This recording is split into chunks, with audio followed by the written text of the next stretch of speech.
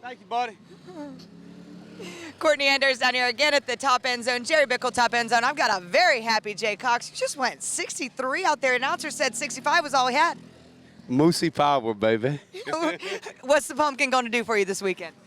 Man, this car has been flawless. We made a lot of updates. Rick Jones and Ricky we made a lot of updates on this thing. Pat worked really hard this winter, made some power. And we went to Florida, and this thing has been on rails. I'm not going to wipe the dust off of it. I ain't touching it. I ain't changing nothing. If they come to me and want to put another sticker on, it's done. We're not touching it. We're leaving it alone. Before this pass, I saw you out there. I'm always creeping. You were down there talking to Tyler, talking to Jimmy, looking at the track. After the rain, what do you feel about the track? Phenomenal. They've done a phenomenal job this year. You know, not taking nothing away from them. You know, COVID hit, some glue stuff changed. They're on top of their game. By far the best racetrack we've raced on in 2 years, what they're giving us. And I'm proud of them guys. They work hard. They don't get near the recognition they deserve. Great guys, PDRA, Moosey Power. I wish we'd get another run. I'd like to tear that little Fulton ass up right there if I could, but we'll get it. We'll get it tomorrow maybe.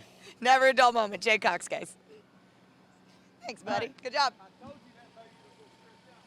wonder what Halsey went.